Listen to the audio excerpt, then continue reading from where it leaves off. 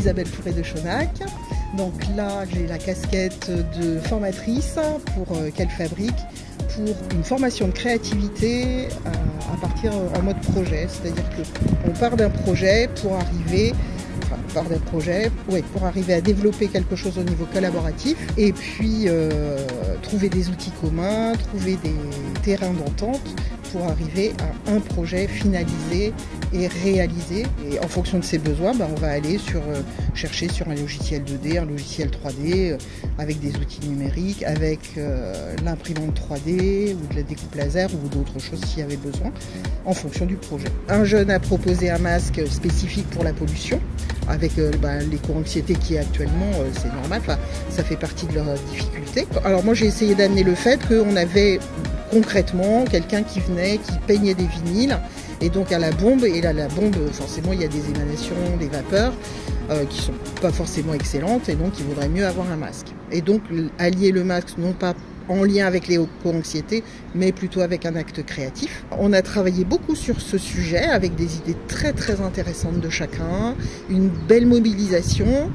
et puis quand il y a eu le moment de voir en réalité comment ça se passait dehors, avec quelqu'un qui peignait vraiment les vinyles et qui respirait les odeurs, etc.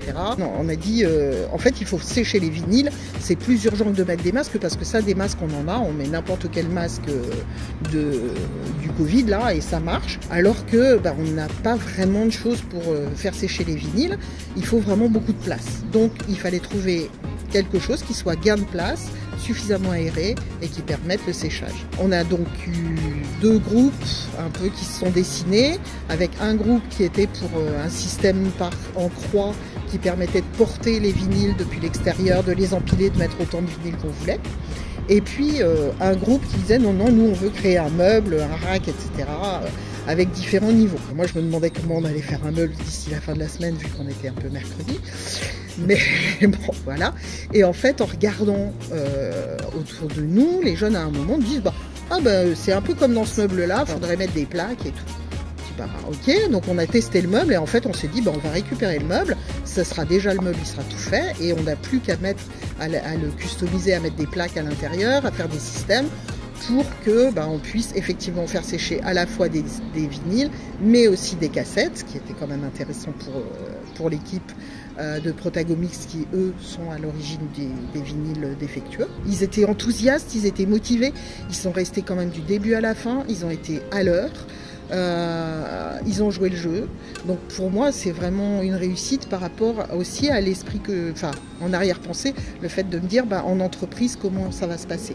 Alors bien sûr ici c'est plus souple qu'en entreprise, j'essaye de donner des repères mais c'est quand même beaucoup plus souple qu'en entreprise, mais malgré tout ils ont tenu leurs 35 heures, ils étaient là tous les jours et ils ont fait le travail. Je m'appelle Jacques-Yves et je suis parrain à la mission locale en même temps qu'un des administrateurs de Quelle Fabrique qui reçoit aujourd'hui les jeunes du SEJ. Qu'est-ce que vous diriez de votre relation avec justement la jeunesse actuelle, vu que vous êtes au Fab Lab, vu que vous êtes à la mission locale? C'est souvent son manque d'engagement et son manque de régularité. Oui.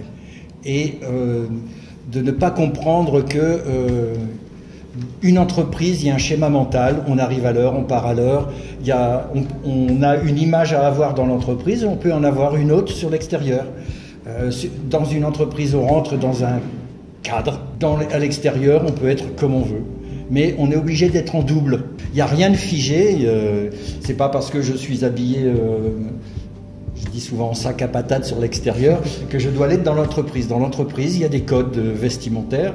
J'explique souvent aux jeunes, écoute, si quelqu'un en boucherie est mal rasé, avec de la morvonnée, est-ce que tu lui achètes de la viande? Non. Écoute, voilà quoi. Il y a des règles dans les entreprises et dans la vie, tu fais ce que tu veux quoi. Personne n'a à te dire quoi que ce soit. Je m'appelle Madi Maolana, je suis un jeune inscrit à la mission locale de l'arrondissement de Dijon. Du coup là je suis en contrat engagement jeune. Je suis en formation, une formation d'une semaine chez Quelle Fabrique pour apprendre à peu près comment, certaines choses qu'ils font. Donc c'est la mission locale qui t'a conseillé de venir ici? Oui. Ok. Et alors, est-ce que tu peux nous parler un peu de ton ressenti sur cette semaine? C'était plutôt bien. J'ai appris des choses que je ne connaissais pas, genre comment modéliser un objet en 3D. Qu'est-ce qui t'a le plus plu? C'est la modélisation, l'impression, le laser? Qu'est-ce qui... Un peu tout ça, mais surtout l'ambiance ici. Parce que les gens ils sont très accueillants, ils étaient tous sympas, ils faisaient de leur mieux pour qu'on comprenne ce qu'ils veulent dire. Ils nous expliquaient bien, tout comme il faut. Je m'appelle Quentin, j'ai 21 ans et j'habite à Dijon. Tout à l'heure, on a vu avec Maolana. Est-ce que toi aussi tu fais partie d'un groupe mission locale? Oui, je fais partie du mission locale Dijon Centre. C'est ma conseillère qui m'a présenté. Elle m'a demandé qu'est-ce que je voulais faire, mais vu comme je ne savais pas trop quoi faire, elle m'a dit les ateliers qu'il y avait disponibles et autres. Du coup, elle m'a présenté ça. J'ai fait bon, vas-y. Pourquoi pas, ça peut être intéressant. Est-ce que tu pourrais nous donner ton ressenti sur cette semaine que tu as passée ici? C'est un bon atelier à faire. L'association est plutôt cool et elle n'aime pas trop de trop en faire ou de pas assez en faire. Elle a le juste milieu quoi. À peu près c'est la même horaire de travail, donc si quelqu'un veut se mettre un peu en forme pour reprendre pour aller travailler ou reprendre une activité après, ça peut être une bonne solution quoi. Je suis de formation électricien, donc électricien que ce soit un indus ou bâtiment.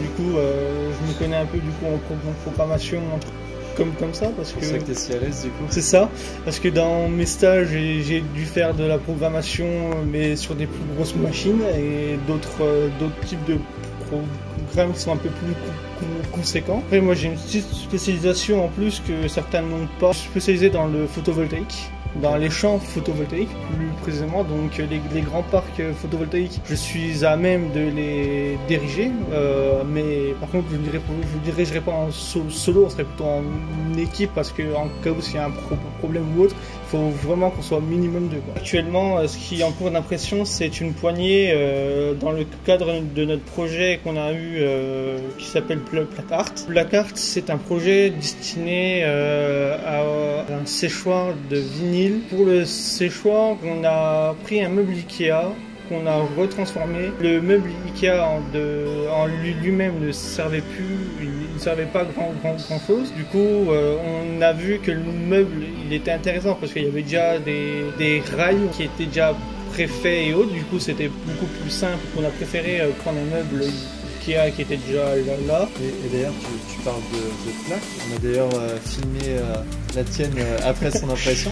Est-ce que tu peux nous dire de quoi tu t'es inspiré pour faire ce logo? Du coup, la plaque que tu peux parler de ce que j'ai fait aujourd'hui avec... là, ce que j'ai fait là, c'est le logo, enfin le nom du projet, mais en version plaque. Et les lettres découpées dedans, on va les reprendre, on va les reconstruire, on les mettra sur le meuble, mais d'une façon différente quoi. Et du coup, la toute première plaque que j'ai faite, c'est celle-là. Ça, c'est une plaque. Là, c'est le logo du autre Sport.